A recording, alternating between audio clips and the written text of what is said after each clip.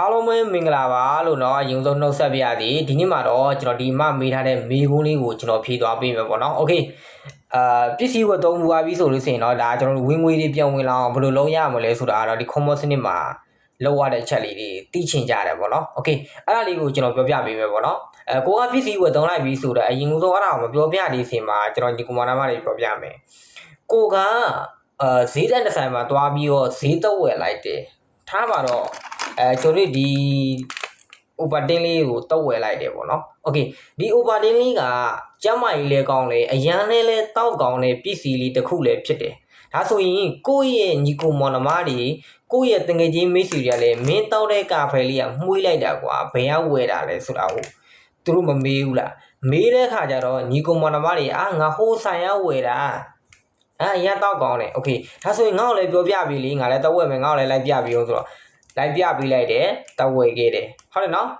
မှန်လားဒါဆိုလို့ရှိရင်အဲ့ဒီဆိုင်ပိုင်ရှင်ကမင်းငါးစီကို customer ခေါ်လာပြီးလို့ငါးစီကပစ္စည်းကိုရောင်းလာပြီးတော့ကူညီပေးလို့မင်းကငါကျွန်တော်ဒီဘယ်လိုပြော personal အဖြစ်ပေါ့နော်ကျွန်တော်ဒီရာခိုင်နှုန်းဖြစ်ပြန်ပေးမယ်လို့အဲ့ဒီဆိုင်ပိုင်ရှင်ကပြောလားမပြောဘူးနော်โอเคဒါဆိုရင်ကျွန်တော်တို့ဒီ common စနစ်မှာကျွန်တော်တို့ဒီနေ့စဉ်သုံးနေတဲ့ပစ္စည်းမျိုးကြောင့်လည်းလေကွင်းဒီဘအရာရှိတယ်ပေါ့နော်โอเคဒါတွေကိုကျွန်တော်တို့ဒီဆဲဝင်းလိုတာဘိတ်စီတို့မှာအမြဲတမ်းတောဝယ်သုံးကြတယ်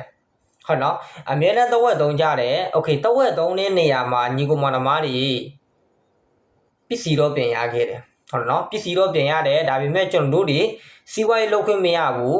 အကျိုးခံစားခွင့်မရဘူးပေါ့နော်โอเคဒါထို့တူပဲဒါဆိုရင်ကျွန်တော်တို့ဒီ common ရဲ့စနစ်မှာကျွန်တော်တို့ခုလုံးနေတဲ့ common စနစ်မှာ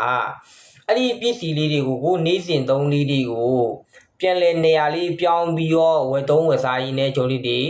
ဝင်ငွေပြန်ရှာလို့ရတာဖြစ်တယ်မိန်းကလေးတွေဆိုရင်အလားကုန်လေးတွေဝယ်ရင်းနဲ့ဟာကျမကြီးဖြစ်သက်စာလေးတွေဝယ်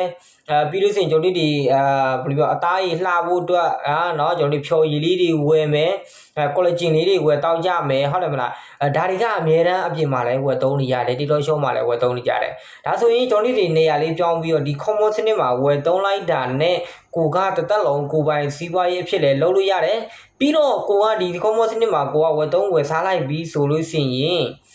ဘာဖြစ်လဲဆိုတော့ဒီ common စနစ်မှာထုတ်လုပ်တဲ့ပစ္စည်းတွေအကုန်လုံးကိုညီကိုမောင်နှမတွေကပြန်လည်ပြီးတော့ထိုးဖောက်ဝင်ရှိတယ်ဘယ်နိုင်ငံမှမဆိုတင်သွင်းနိုင်တယ်စူးစမ်းခွင့်ရှိတယ်ပြန်လဲရောင်းချနိုင်တယ်အဲ့ဒီကနေပြီးတော့ဂျုံလေးတွေကနေပြီးတော့လက်လီအမျက်နေနဲ့ဂျုံလေးတွေပြောမယ်ရာဂိုင်နှုန်းအဖြစ်နဲ့ပြန်လဲရတာဖြစ်တယ်เนาะ